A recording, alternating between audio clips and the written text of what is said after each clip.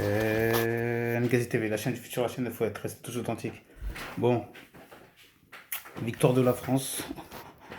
Non, victoire de la France, pardon. Défaite de la France 6-4. Oui, tellement c'est un match à rebondissement.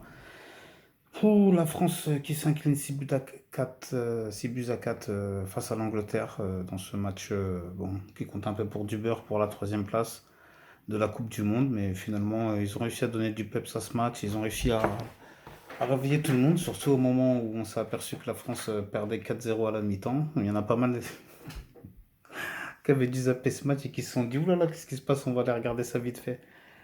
Et les gens qui ont fait ça, ils ont eu raison parce que c'était vraiment un match à rebondissement. Donc, première période, il n'y a rien à dire. C'est les Anglais qui ont totalement dominé le match de A à Z. Des Canaries qui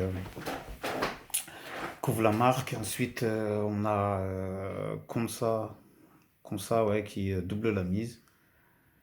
Et après, on a eu un doublé de Saka, ce qui a fait que la France était menée 4-0 à la mi-temps. On a commencé à flipper, on a commencé à se dire que on va se taper un match genre Brésil-Allemagne 2014, où le Brésil s'était pris un 7-1. On s'est dit ça va tourner au vinaigre un peu de la même manière. Bon, en revenant des vestiaires, il y a eu 4 changements côté français. Deschamps, à mon avis, il a dû péter un plomb et il a dû réveiller tout le monde. Il a dû dire bon, vous avez intérêt de vous bouger parce que ça va pas du tout. Tout en sachant qu'en plus, oui, c'était pour la dernière de Didier Deschamps, ça la foutait mal de partir sur une valise comme ça. Bref, en revenant des vestiaires, on a Kylian Mbappé qui inscrit un but pour revenir à 4-1 sur une belle passe de Michael Olise. Donc ça nous a fait 4-1. Ensuite, on a Barcola qui parvient également, qui était entré en jeu, à marquer le deuxième but français. Donc là, on est à 4-2, tout en sachant qu'à la mi-temps, j'ai oublié de vous préciser que on a sorti Cherki et Doué pour faire rentrer Barcola et Dembélé. Euh, oui, Cherki et Doué qui étaient assez fantomatiques lors de la première période, donc c'est normal qu'ils soient sortis, je pense. Et en plus, il fallait bien que Didier Deschamps fasse un coaching. Euh, concernant, euh, concernant la défense, il a sorti Hernandez, il a rentré Digne et il a sorti Konaté, il a rentré Upamecano. Bon, c'est vrai que Konaté aussi est passé un peu au travers de sa rencontre, mais bon, le pauvre, je crois que c'était ses premières minutes de jeu durant toute cette Coupe du Monde, donc c'est pas évident de rentrer direct dans un match comme ça, même si les Anglais aussi avaient fait énormément tourner. Harry Kane n'était pas titulaire, Bellingham est rentré en fin de match. Euh, Ça avait tourné de part et d'autre des deux côtés. Surtout côté anglais, ils avaient même changé le goal, donc c'était vraiment d'autant plus humiliant de se prendre une raclée face à l'équipe B de l'équipe d'Angleterre, même si nous-mêmes c'était pas l'équipe A, mais on n'en était pas loin.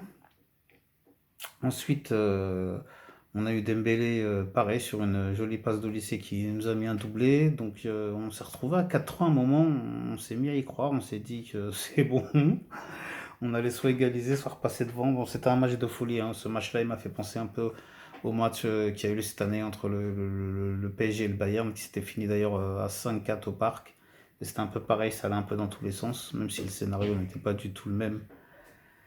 Et c'était des circonstances différentes, mais il y avait des similitudes dans le match au niveau du nombre d'occasions. Ça allait vraiment d'un côté comme de l'autre. D'ailleurs, à un moment, l'arbitre, il a eu une crampe au mollet tellement il devait faire l'aller-retour entre les deux surfaces.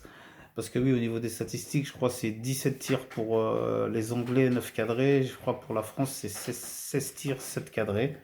Bon, après, je sais pas si il y a une mise à jour à faire et il y a peut-être eu un peu plus de buts, j'en sais rien. Bon, concernant la balle, c'est un peu plus les Anglais qui avaient un peu plus le ballon. On a 55% pour les Anglais, 45% pour les Français. Donc arrivé à 4-3, ouais, c'est pas évident de vous raconter tout ça, il s'est passé tellement de choses. Arrivé à 4-3, on a eu Saka qui obtient un penalty qu'il transforme sur une faute de Mau Gusto. Bon, on va dire, c'est un penalty mérité, on peut le dire. Pas, on n'est pas ça près. Donc là, à ce moment-là, on en était à 5-3 pour les Anglais. Ensuite, pareil, on a eu encore un sursaut d'orgueil en fin de match. Et on a Ousmane Dembélé qui inscrit un but qui a fait qu'on était à 5-4 et on s'est remis à y croire, même s'il restait pas beaucoup de temps à jouer. Mais finalement, c'est les Anglais, grâce à un exploit individuel de Bellingham qui venait de rentrer, puis qui se joue de notre défense. Il se fait un petit slalom tranquille. Et puis voilà, il nous met un but Bellingamesque, on va dire. Il était pas mal son but. Donc bravo à eux, l'Angleterre s'impose 5-3 contre la France. Bon, les seuls points de consolation, c'est que Kylian Mbappé est désormais seul et unique meilleur buteur de la Coupe du Monde avec 10 buts. Ensuite, derrière lui, on a Messi qui en a 8, qui va tenter de le rattraper ou de le dépasser demain. Espérons que non, évidemment. Et on a le meilleur passeur avec Olysée qui est à 5 passes décisives, maintenant qui se retrouve à 7 passes décisives. Donc maintenant, ce qui est malheureux, c'est qu'on se retrouve avec le meilleur buteur et le meilleur passeur, alors qu'on finit quatrième.